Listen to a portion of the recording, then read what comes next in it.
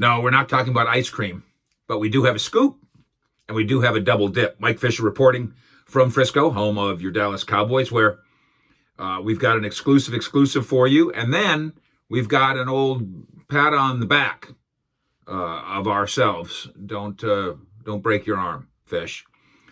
First of all, the double dip that you're aware of by now, as the Cowboys have not only hired Dan Quinn, and they feel that's a coup, a guy that, of course, 2013, 2014, when it came to being a defensive coordinator, as good as it gets, back-to-back Super Bowls.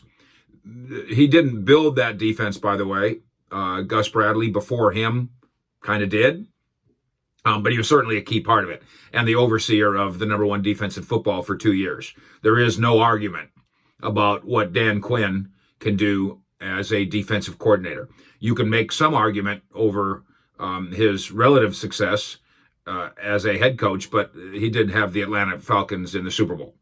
The Falcons' defense was not great. Nevertheless, a member of that defensive staff joins Dan Quinn here. That's Joe Witt Jr. Now, Dan Quinn, to the credit of Mike McCarthy, does not have a history with Mike McCarthy. So that's an outside the boxer. And I think that's good. I think that I sense that you, Cowboys Nation, and by the way, thank you for reaching out to me as you have. Thank you for following me. We're about up to 20,000 subscribers, 20,000 of us hanging around a few times a day, just talking Cowboys and Mavericks and NFL. It's kind of fun. By the way, if you are an NBA Mavericks guy, DallasBasketball.com right now has a scathing review of James Harden's escape from the Houston Rockets and then the blockbuster trade. So go get you some of that at DallasBasketball.com. We're also all over your Cowboys, of course, at CowboysSI.com. So here comes Dan Quinn, and here comes Joe Witt Jr. And while Dan Quinn does not have a relationship background with the head coach, and that's a good thing, that means that it wasn't just cronyism. You went and got a guy with a resume that had nothing to do with you. That's good. I still wish they would have interviewed more people rather than the four, and we'll get to another of those four issues in a moment. I still think that Marvin Lewis was worthy of an interview and maybe even worthy of consideration for the job, but maybe he didn't want to do it. Maybe golf in Arizona is just fine with him. Dan Quinn's only 50 years old. He wants to do it. A chance to rebuild his career. He's young enough. Of course, they're all young to me. He's young enough. Go be a head coach again. Go get it done right here and then get another bite of that head coaching apple, quite possibly. And then get it done right with Joe Witt Jr., and his star can be on a rise. He was with McCarthy, of course, in Green Bay for a decade.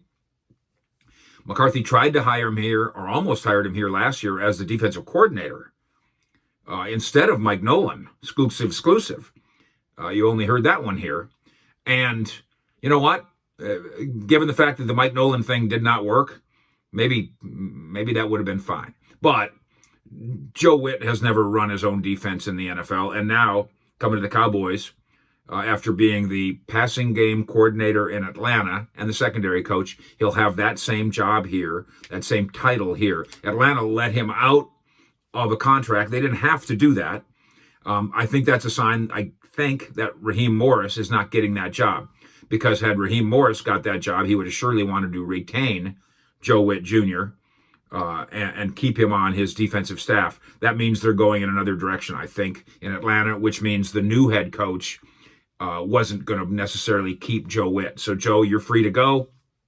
I think he might have 1 year left on his contract. Come here, probably get a 2-year contract. I do believe that there's offset in there. So Atlanta still owes some of the money and the Cowboys pay a little less, but, there's no salary cap in coaching. So welcome to town, Joe Witt, and welcome to town, Dan Quinn, together. And the two of them together counts as a pair of gets. This is the package deal we talked about. And thank you for a lot of people on social media are saying, Fish, you got it. Well, I kind of got it. We got it backwards. I thought that the way to get Joe Witt out of his Atlanta contract was, well, just offer him the defensive coordinator job. Atlanta can't block that because that's not a lateral move. That's an up move. And then go hire Dan Quinn, and he can coach defensive line, but you can call him whatever you want to call him. Assistant head, you can make him assistant head coach if it makes you feel good, but have him coach the defensive line and get two of them. And in the end, I was almost right, kind of right. The two guys, when they interviewed here, were not interviewing against each other. They were interviewing for each other. Had somehow Joe Quinn gotten the job, he would have called Dan. I'm sorry, Joe Witt got the job. He would have called Dan, and Dan gets a job. And he tells Mike, yeah, call Joe. That's a great idea. Now there's the third dip in terms of, listen, you interviewed four guys for the defensive coordinator job. You usually land one of them. What if they land three of them? And this is the scoop of the day. We already told you that on Monday at 8 a.m., the Cowboys interviewed George Edwards, accomplished member of this staff, senior assistant, not an underling or a disciple of Nolan. He was here working for McCarthy, not Nolan. And that's an important distinction. Because when the Joneses look at that defensive staff and think about saying, sweep them out. And by the way, Mo Lindquist, who helped with the secondary, is being swept out. Al Harris will probably stay. Why? Al Harris is a longtime McCarthy guy. A year ago, when McCarthy hired Mo Lindquist, and I bet you that was a Will McClay recommendation, McCarthy literally didn't know what his first name was. He didn't know whether you should call him Maurice, Morris, or Mo. You probably shouldn't hire a guy when you don't know what his first name is, but that's a story for another day. Anyway, Lindquist, probably go get a college job. Wish him well. Al Harris probably stays here. He'll have the endorsement of McCarthy, obviously. I don't think the Joneses are going to care, especially because he'll be working under Joe Witt in the secondary.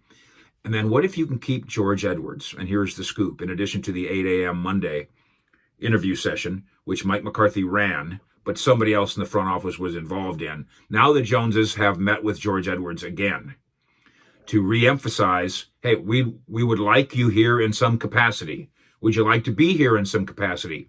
Now, senior assistant, fine. Except last year, I'm not sure what senior assistant did.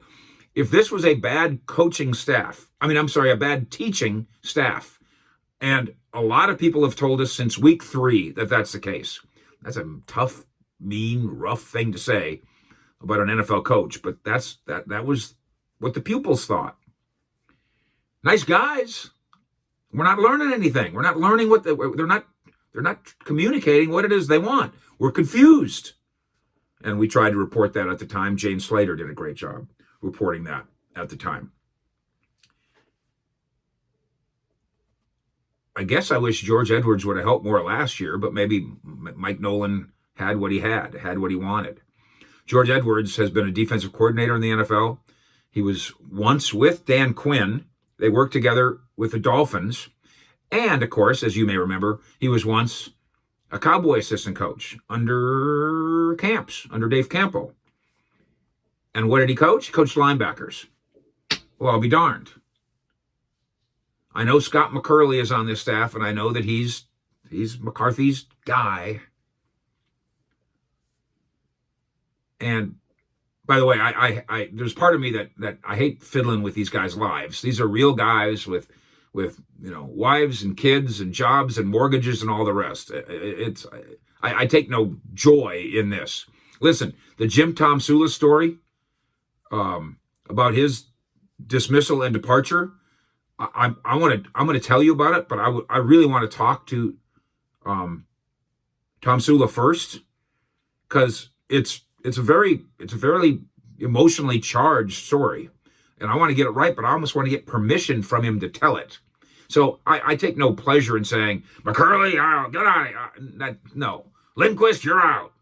I think McCurley stays because McCarthy likes him. Maybe, though, he doesn't stay as linebacker coach. Can't you make him the assistant linebacker coach and put him in quality control and have George Edwards be the senior assistant in charge of linebackers? If Sean Lee decides to retire, wouldn't that be an ideal spot for him? No, you're not the linebacker coach. Who cares? Learn to coach, Sean. You be the assistant linebackers coach. or what, whatever. You don't care about a title. We know he doesn't. Going quality control, going to scouting, whatever. Let's get you in the building if indeed Sean Lee wants to retire.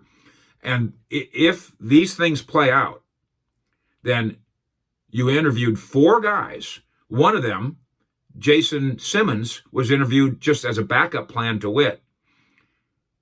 So not counting him, you interviewed 3 guys for the defensive coordinator job, and you might hire all 3 of them. Quinn as the coordinator, Witt as the secondary coach and passing game coordinator, and George Edwards as the senior assistant or assistant defensive. Yes, Joe Philbin's already the assistant head coach. They're already throwing around titles here. By the way, he did a fine job with the offensive line. So give George Edwards a title, give him what he wants. The Jones obviously want him in the building. I imagine McCarthy does as well.